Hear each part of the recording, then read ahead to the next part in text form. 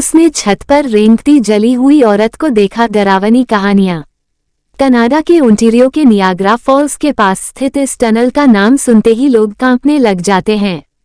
इस टनल का निर्माण सन 1900 में ग्रांड रेलवे लाइंस के ठीक नीचे किया गया था और इस टनल को बनाने का उद्देश्य उस इलाके के पानी के बहाव को पास ही स्थित खेतों की सिंचाई के लिए प्रयोग किया जाना था।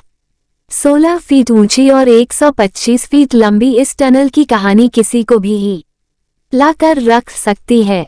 टनल का निर्माण हुए काफी वक्त बीत गया था और सब कुछ बहुत आराम से और ठीक ठाक चल रहा था, लेकिन अचानक एक दिन यहाँ एक दर्दनाक हादसा हुआ जिसने सब कुछ बदल कर रख दिया। इस टनल के आसपास आबादी बहुत कम थी, इसीलिए हर समय यहाँ पानी भी नहीं बहा करता था। जब पानी बहुत भर जाता था तो उस समय इस टनल का प्रयोग किया जाता था। इस टनल में यूं तो कई हादसे हुए, लेकिन एक हादसा ऐसा था जिससे ओंटारियो शहर आज तक उबर नहीं पाया है। एक बार की बात है जब इस टनल में पानी का बहाव नहीं था। इस टनल के पास एक घर में बाप और बेटी रहा करते थे। हवा का रुख बहुत तेज था और चारों ओर सिर्फ अंधेरा था। लड़की घर में अकेली थी और पीछे वाले कमरे में सो रही थी कि अचानक उस घर में आग लग गई और देखते ही देखते आग ने पूरे घर को अपनी चपेट में ले लिया। लड़की ने घर से बाहर निकलने की कोशिश की, लेकिन तब तक उसके कपड़ों को आग ने पकड़ लिया। खुद को बचाने के लिए वह टनल की तरफ भागी, लेकिन टनल में भी उस समय पानी नहीं था। आग की जलन की वजह से वह चीखती चिल्लाती रही। उसकी चीख बहुत भयानक और दर्दनाक थी, जिसे सुनकर कई लोग वहां इकट्ठा हो गए, लेकिन किसी ने उस लड़की को नहीं बचाया और आखिरकार उस लड़की ने यहां दम तोड़ दिया। इसके अलावा यहाँ एक और लड़की की ऐसे ही जलने के कारण मौत हुई थी। लोगों का कहना है कि इस टनल में कुछ दरिंदों ने एक लड़की का सामूहिक बलात्कार किया और अपने जुर्म को छिपाने के लिए उस लड़की को जिंदा जला दिया। उसकी चीखें आसपास के इलाकों तक सुनाई दी। सुबह जब लोग उस टनल में पहुंचे तो लड़की का अध जला हुआ शरीर वहां पड़ा था और तब से लेकर आज तक वहां शरीर के जलने की वैसी ही बदबू आती है जैसी पहले आती थी। रोशनी को देखकर परेशान करती हैं रूहें। स्थानीय लोगों का कहना है कि अगर कोई उस स्थान पर रोशनी करता है तो उन लड़कियों की रूहें उसे परेशान करती हैं। कहते हैं एक सफाई कर्मचारी जब टनल की सफाई के लिए अंदर गया तो जैसे ही उसने माचिस जलाई तभी एक भयानक चीख उस टनल में गूंजने लगी और उस कर्मचारी ने अपने सिर के ठीक ऊपर दीवार पर एक छिपकली की तरह कुछ रेंगते देखा। उसका चेहरा जला हुआ था। इस घटना के बाद वह आदमी तो बच गया, लेकिन उसका मानसिक संतुलन बिगड़ गया। काली डायन। ये कहानी एक डायन की है। काली डायन इस कहानी का नाम है। दोस्तों, मैंने ये कहानी बनाकर नहीं लिखी, ये कहानी एक सचमुच की घटना है जो कि मैंने अपनी दादी से सुनी है और बहुत पुरानी है। कुछ लोगों का मानना है कि भूतों का कोई अस्तित्व नहीं होता है। आप लोग जानते हैं भगवान का अस्तित्व होता है तो भूतों का क्यों नहीं। सभी ने रामायण और महाभारत जैसे ग्रंथों में पढ़ा या किसी से सुना होगा कि भगवान जब इस धरती पर थे तब भी भूत पिशाच हुआ करते थे। भगवान निराकार है। निराकार का अर्थ होता है जिसका कोई आकर नहीं होता। जो लोग जिस रूप में भगवान को पूजते हैं भगवान उसी रूप में उसे दिखाई देते हैं। तो प्रेम से बोलिए भक्त और भगवान की जय। और समय व्यर्थ न करते हुए मैं आपको अपनी कहानी की ओर ले चलता हूँ। बहुत पुरानी बात है, तब पानी के ज्यादा साधन नहीं हुआ करते। लोग कुएं, बावड़ी, तालाब आदि से पानी पिया करते थे। तो ये कहानी भी एक तालाब की है जो कि उस काली डायन के जादू से अमृत से जहर बन गया था। ये डायन कैसे बनी, कैसे इस तालाब का पानी विष बन गया, मैं ये कहानी आपको बताता हूँ। एक गांव में एक औरत के कोई बच्चा नहीं था। वह औरत गांव के मुखिया की पत्नी थी। उसके शादी को काफी समय हो गया था। सब लोग उसे बांझ कहा करते थे। सारे गांव वाले उसका मुंह भी नहीं देखना कहते थे कि इसका मुंह देख लिया तो पूरा दिन बेकार चला जाएगा। पर मुखिया की पत्नी थी इसलिए लोग थोड़ी बहुत बातचीत कर लिया करते थे। एक दिन गांव में एक फकीरा बाबा भिक्षा मांगते हुए आ पहुंचता है तो वह बातों ही बातों में उसका हाथ देखने लग जाता है और कहता है आपको बच्चा नहीं है ना। वह बोली आपको कैसे पता चला। वह बोला हम हस्तरेखा में निपुण है और हाथ देखकर यह बता सकते हैं कि क्या होने वाला है, क्या होगा। वह बोली अच्छा तो ये बताओ कि मेरे बच्चा कब होगा। तो उसने कहा आपको भगवान ने बच्चा तो नहीं दिया पर मैं एक रास्ता बताता हूँ। वह सुनो, अमावस्या की रात को किसी एक ऐसे लड़के की बलि पीपल के पेड़ के नीचे दो जो अपने माँ बाप के इकलौता पुत्र हो और उसके खून से अपने बाल धोना, फिर कहना, ए प्यासी आत्माओं, ये बलि मेरी तरफ से स्वीकार करो और मुझे एक पुत्र दे दो। एक लोटे में उस कुएं का पानी भरकर उसमें उसके शरीर की 2 बूंद मिलाकर खुद पी लेना और उस लड़के के सिर के बाल अपनी साड़ी की गांठ में बंधे रखना, तो यूं अवश्य एक पुत्र पैदा होगा। इतना कहकर वह वहां से भिक्षा लेकर चला गया। उस दिन के ठीक 3 दिन बाद अमावस्या थी। उस औरत ने वही किया जो उस बाबा ने बताया था। उसने अपने देवरानी के लड़के की बलि दे दी और खून की 2 बूंदें पानी में मिलाकर खुद पी लिया और उस सिर के कुछ बाल को काटकर अपनी गांठ में बांध लिया और बिना पीछे मुड़े अपने घर आ गई। सुबह गांव वालों को पता चला कि मुखिया के भाई के बेटे को किसी ने मार के वहां फेंक रखा है। जब ये बात मुखिया और उसके भाई ने सुनी तो वह नंगे पैर दौड़ पड़े। धीरे धीरे सारा गांव इकट्ठा हो गया। उस लड़के की मां का रो रो बुरा हो गया था। तब किसी व्यक्ति ने हिम्मत जुटाकर उस सिर को धड़ से जोड़ा और उसे नदी में बहाने की सलाह दी। वैसा ही किया। लोगों ने उस लाश को पानी में बहा दिया। सब लोग यही कह रहे थे, किसने किया, ये सब कैसे हुआ। सब लोगों के लिए ये घटना चिंता का विषय बन गई थी। जब मुखिया घर पहुंचा तो क्या देखता है कि उसकी पत्नी तो पकवान बना रही थी। वो बड़ी खुश नजर आ रही थी। मुखिया ने क्रोध में कहा, क्या तुम्हें इस बात का बिल्कुल भी डर नहीं है कि हमारे भाई का बेटा मर गया है। वो पहले ऐसी नजरों से देखी जैसे कि उसे मार ही डालेगी, फिर कहने लगी, लड़का उसका मरा है, मेरा नहीं, मैं क्यों शोक मनाऊं। और हंसने लगी और कहने लगी, तुम पागल हो, तुम्हें तो खुश होना चाहिए कि अब तुम्हारे भी एक पुत्र आने वाला है और यह जानकर और खुशी होगी कि वह इस जायदाद का अकेला वारिस होगा। हाँ, वह फिर ऐसे हंसी। ये देखकर मुखिया से रहा नहीं गया और उसे जान से मारने के लिए तलवार उठाने चला गया। वह अंदर तलवार ढूंढ रहा था पर तलवार नहीं मिली। जब वो पत्नी के बेड के पास पहुंचा तो क्या देखता है कि सारे कपड़े खून से लथपथ हैं और तलवार भी वही पड़ी है और उस पर खून लगा है। वो ये सब देखते ही समझ गया कि यह सब इसने पुत्र प्राप्ति के लिए बलि दी है। उसने उसे मारने का विचार बनाया कि अभी मैं इसको मार दूंगा तो सब लोग मुझे गलत समझेंगे, और वह वहां से चला गया। उस दिन से गांव में ऐसी ऐसी घटना होने लगी। किसी की भैंस मर गई, किसी ने उसे मार डाला और उसके शरीर के अंग इधर उधर फैले पड़े जैसे कि किसी ने उसे नोच नोच कर खाया हो। तो किसी दिन किसी का कुत्ता, किसी का बच्चा, तो किसी की बकरी मर गई और उसी तरीके से वह मर रही थी जिस तरीके भैंस को किसी ने मारा था। ऐसी घटना से सारा गाँव परेशान था। किसी को ये समझ नहीं आ रहा था कि आखिर हो क्या रहा है। एक दिन की बात है, मुखिया रात को अपने गेट के पास सोया हुआ था। आधी रात के समय उसे गेट खुलने की आवाज आई। वह जाग गया। उसने देखा कि एक औरत बाल फिकरे हुए आधी रात को बाहर चली जा रही है। देखने में तो ऐसा लग रहा था कि जैसे उसको कोई खींच कर ले जा रहा हो। भादों अगस्त की काली रात थी। चारों तरफ से आवाजें आ रही थी, कहीं शेर तो कहीं कुत्ते भौंकते। ऐसा लग रहा था उसे कि जैसे ये रात जाने क्या कयामत ढाएगी। अचानक उसे एक गाय के बछड़े के रंभाने की आवाज आई। वह समझ गया, हो न हो यही सारे गांव की बर्बादी का कारण है। मुखिया के दिमाग में एक आइडिया आया कि क्यों न मैं चलकर देखूं कि यह कहाँ जाती है।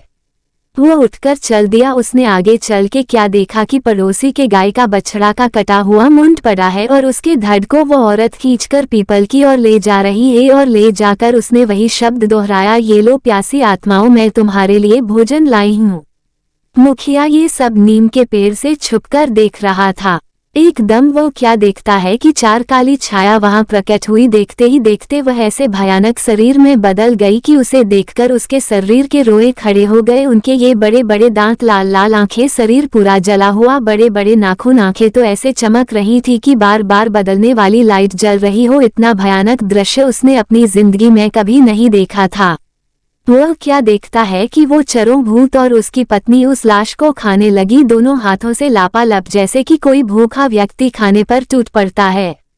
ये सब देखकर मुखिया के पर के नीचे की जमीन खिसक गई कि उसकी पत्नी एक डायन है। जब उन्होंने सारे मांस को नोच नोच कर खा डाला तब उसने एक भूतों की एक बात सुनी और कहा कि बस 3 दिन बाद फिर अमावस्या है और हमारी शक्ति उस दिन बढ़ जाएगी। तब हम तुम्हें पूरी शक्ति सौंप देंगे और तुम अपनी मर्जी से कुछ भी कर सकती हो। तुम गांव वालों को अपनी उंगली पर नाचा सकती हो। उसने ये सब सुनकर सारे गांव को चोरी चोरी जगा करके कहा, देखो मैं तुम्हें बताता हूँ कि तुम्हारी बर्बादी एक डायन की वजह से हुई है। और सबसे कहा कि अपनी अपनी लाठी उठाओ और चलो मेरे साथ, आज उस डायन का अंत हम सब मिलकर करेंगे। और सब भागते हुए उस पीपल की ओर चल दिए। सारे गांव को अपनी तरफ आते देख सारे भूत तो गायब हो गए, पर वह डायन खड़ी रह गई। मुखिया की पत्नी को इस हालत में देखकर सारे गांव वालों के तो होश उड़ गए और वह रुक गए। मुखिया ने कहा, खड़े क्यों रह गए, ये तुम्हारी मालकिन नहीं डायन है, डायन। और यह बोलते हुए सब उसे लाठियों से मारने लगे। वह अपनी जान बचाकर भागी और भागते हुए उस कुएं में जा गिरी। उसकी साड़ी ऊपर अटक गई और वह चिल्लाने लगी, बचाओ बचाओ। सारे गाँव नव कहा, इसे सजा अपने आप मिलेगी, लटकी रहने दो इसे। वह चिल्लाती रही, सारे लोग उसका ये तमाशा देख रहे थे। वह चीखती रही, चिल्लाती रही, मुझे ऊपर निकालो, मुझे पानी पिलाओ, पर किसी ने उसकी सहायता नहीं की। पर वो बार बार यही बोलती रही कि मैं तुम सब गांव वालों को बर्बाद कर दूंगी। एक एक को मैंने पानी के लिए नहीं तरसाया तो मेरा नाम भी काली डायन नहीं, यही नाम दिया है तुमने मुझे, मैं तुम्हें छोड़ूंगी नहीं। 2 दिन तक उसकी लाश यूं ही लटकती रही। तीसरे दिन अमावस्या थी। उस दिन की रात के बाद उस लाश का पता नहीं चला कि कहाँ गई उसकी लाश, जबकि कुआं बिल्कुल सूखा था।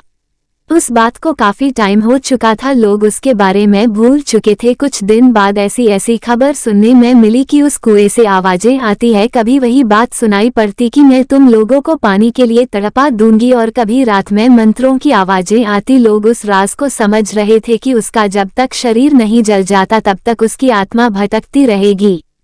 कुछ दिनों बाद गांव के कुएं का अचानक पानी सूख गया तो वो लोग परेशान हो गए। कुछ दिनों बाद क्या देखते हैं कि जिस कुएं में वह मारी थी वह पानी से भर गया है। यह आश्चर्य देखते हुए कुछ लोगों ने कहा, क्या पता है कि उसी ने ये सब किया हो। कुछ लोग कह रहे थे कि उस बात को बहुत समय हो गया है, अब वो यहाँ कहाँ राखी है, और कहा चलो पानी इसी से खींच के पिया करेंगे। सुबह जब कुछ लोगों ने कहा चलकर पानी खींचते हैं, जब कुएं के पास पहुंचे तो कुएं में पानी नहीं। यह सब देखकर लोग आश्चर्य में पड़ गए कि पानी गया कहाँ। तब उसमें से अजीब आवाज आई, कहा था ना पानी के लिए तड़पा दूंगी, मुझे पानी नहीं पिलाया था तुम लोगों ने, हा हा हा हा। अब मैं तुम सबको पानी के लिए ही नहीं खाने के लिए भी मुहताज कर दूंगी, यहाँ अब कभी पानी नहीं बरसेगा, हा हा हा हा। अब गांव वाले परेशान हो गए, उनके पास पानी खत्म हो गया था, दूसरे गांव से पानी लाना पड़ता था। पानी न बरसने के कारण वह कुआं भी सूखने लगा। तब उस गांव के मुखिया ने भी उन्हें पानी भरने के लिए मन कर दिया और कहा, तुमने जो किया है उसके लिए हम क्यों देख झेले जाओ, अब उसे भुगतो। कभी कुएं में पानी आ जाता तो कभी नहीं। जब गांव वाले प्यास से परेशान हो गए तो कुछ लोग ने उससे पानी खींच लिया और उसे जैसे ही पिया तो उसका शरीर पूरी तरह सड़ गया। किसी को चरम रोग हो गया, किसी के हाथ पैर गलना शुरू हो गए। ये भयानक दृश्य देखकर और लोगों ने तो उसे छुआ तक नहीं। अब गांव वालों की बुरी दशा हो गई। सब लोग भगवान को याद करने लगे हैं, भगवान ये सब किस जन्म के पापों की सजा दे रहा है, तू बस चारों तरह हाहाकार मच गई। उस दिन से गांव में तो जैसे मातम सा छा गया हो। दूसरे दिन सुबह में उस गांव से एक बाबा आता हुआ नजर आया। सफेद वस्त्र, माथे पे तिलक, हाथ में कमंडल, एक हाथ में माला, बस राम का नाम लेते हुए चले आ रहे थे। सब गांव वालों ने उस बाबा को आते देख सब लोग उनके चरणों में गिर पड़े और कहने लगे, बाबा हमें इस संकट से बचा लो। बाबा ने कहा, क्या बात है, आप सारे गांव वाले इतने परेशान क्यों हो। तब बाबा को मुखिया ने सारी बात बताई। तब बाबा ने कहा कि मैं तुम्हारी इस काम में अवश्य मदद करूंगा, और कहा मैं कल अपने शिष्य विराट को लेकर आऊंगा, क्योंकि इस काम के लिए मुझे एक सद्भाव और ईश्वर पर विश्वास करने वाले व्यक्ति की जरूरत है, और वह बुद्धि में भी निपुण है। आप लोग धैर्य रखिए, मैं अवश्य वापस आऊंगा। ये कहकर बाबा वहां से चले गए। दूसरे दिन सूर्य उदय होने से पहले वह अपने शिष्य विराट के साथ उस गांव में पहुंच गए। सब लोगों ने बाबा को प्रणाम किया। बाबा ने कहा कि कुछ लोग जाकर पूजा का सामान लेकर आओ, मैं यहाँ पर हवन करूंगा। और अपने शिष्य से कहा कि तुम इस कुएं में अंदर जाकर उस डायन का अंत करोगे। और अमीन, तुम्हें कुछ ध्यान में रखने वाली बातें बताता हूँ कि इस कुएं में उतरने से पहले तुम्हें सच्चे मन से भगवान का स्मरण करके बिना मुंह में पानी जाए हुए नीचे पहुँचना पड़ेगा, और तुम्हें इस कुएं की गहराई यानी पातट तक पहुँचाना पड़ेगा। ध्यान रहे, ये काम सूरज डूबने से पहले खत्म करना पड़ेगा, क्योंकि दिन के डूबते ही बुरी आत्माओं की शक्ति बढ़ जाती है। ध्यान रहे कि सबसे पहले डायन के बाल काटने हैं, जिससे वो कमजोर पड़ जाएगी। जब वो पूरी तरह से कमजोर पड़ जाए तब भगवान का नाम लेकर यह खंजर जो मैं तेरे को दे रहा हूँ इससे उसको मार देना और उसके शरीर को जला देना, और मैं यहाँ यज्ञ करके तुम्हारी मदद करूंगा। उनका शिष्य तो समझ गया, पर कुछ गांव वालों ने पूछा, बाबा इसका में पानी में कैसे उसकी लाश को जलाओगे? तब बाबा ने बताया कि वो पाताल लोक में अपने घरों की तरह रह रही है, वहां भी आत्माओं और भूत प्रेतों के घर हुआ करते हैं। तब गांव वालों को समझ में आया। बाबा ने अपने शिष्य से कहा कि अब देर मत करो, तुम जल्दी जाओ। तब उनका शिष्य ने भगवान का नाम लेकर उस कुएं में कूद गया और इधर बाबा मंत्रों से यज्ञ करने लगे। जब विराट वहां पहुंचा तो क्या देखता है, काफी बड़ा खंड है और कहीं से मंत्रों की आवाजें आ रही हैं। तो वो जाकर क्या देखता कि एक बाल फिकेरे हुए एक औरत आहुति आग में दिए जा रही है। जैसे ही वह उसके पास पहुंचा तो उसे पता चल गया और वो पीछे मुड़कर देख के बोली, कौन हो तुम और यहाँ क्यों आए हो? वह बोला, मैं विराट हूँ और गांव वालों की तरफ से मैं तुम्हें यहाँ मारने के लिए आया हूँ। वो हंसी, हा हा हा हा, तुम मरोगे, मुझे साधारण मनुष्य गांव वालों ने तुझे भेजा और तू मरने चला आया, लौट जा और अपने प्राण बचा ले मुझसे। नहीं तो वह बोला, नहीं तो क्या मुझे मार डालोगी? वह बोली, समझदार हो। वह बोला, तू अपने प्राण बचाना चाहती है तो इस गांव और इस कुएं को छोड़कर चली जाओ, नहीं तो मुझे मारना होगा। उसने इतना कहकर जैसे ही उसके ऊपर उसे मारने को झपटा, वह एकदम गायब हो गई और उसका बार खाली निकल गया। अब बस उसे उसकी आवाज सुनाई दे रही थी। अब वह क्या करे? उसके पीछे से उसे एक बार उसने उसे ऐसा मारा कि उसका सिर दीवार से टकराया और बेहोश हो गया। तभी उसे उसके गुरु की आवाज सुनाई दी, बेटे अपनी आत्मा की शक्ति से देख और भगवान क्या ध्यान लगा, तुझे सब कुछ नजर आएगा। उसने भगवान का ध्यान करके आंखें खोली तो उसे वह डायन दीवार से छुपी हुई नजर आई और उसके बाल दिख रहे थे। तभी उसको गुरु की बात का ध्यान आया तो उसने झट से उसके बाल काट दिए और वह झट से उसको मारने के लिए खंजा उठाया। तो वह गिड़गिड़ाने लगी कि तुम आदमी हो, मैं औरत और मैं निहत्थी हूँ, तुम मुझे छोड़ दो, और रोने लगी। बाल काटने से उसकी सारी शक्ति कमजोर पड़ गई। पहले तो उसे उस पर दया आई, पर जब गांव वालों के डैक को याद किया तो उसने देर न करते हुए वह खंजा उसके सीने के बीच उतार दिया और उस अग्नि कुंड में उसके शरीर को जला दिया। उसकी आत्मा चीखती चिल्लाती हुई, मैं वापस आऊंगी, मैं वापस आऊंगी, उस कुएं से ऊपर से निकल गई। जब गांव वालों ने वह आत्मा देखी तो वह लोग डर गए। तब बाबा ने कहा, अब कोई डरने की बात नहीं है, अब इसका शरीर खत्म हो चुका है, अब ये तुम्हारा कुछ भी नहीं बिगाड़ सकती। तभी विराट कुएं से बाहर आया। तब गांव वालों ने उस बधाई दी और कहा कि अगर तुम ना होते तो पता नहीं हमारा क्या होता। तब विराट ने कहा, ये सब तो भगवान की कृपा है। तब बाबा ने गांव वालों से कहा, अब तुम खुशी खुशी से इस कुएं का पानी पी सकते हो। सभी गांव वालों ने पानी पिया और बाबा का आदर सत्कार किया। तभी जोर जोर से बदल हुए और पानी बरसने लगा और गांव वाले खुशी से झूम उठे। तब उस गांव में फिर से खुशहाली छा गई। दोस्तों, तो ये थी काली डायन की कहानी। ये तो आपको पता होगा कि आप लोगों को कैसी लगी, पर मनुष्य एक खुशी के लिए इतनी हत्याएं करे तो वो खुशी नहीं, खुद खुशी है, क्योंकि ऐसे लोगों को भगवान भी अपनी शरण भी नहीं देता। क्या पता वह बाबा जी ही भगवान ही बनकर आए हों।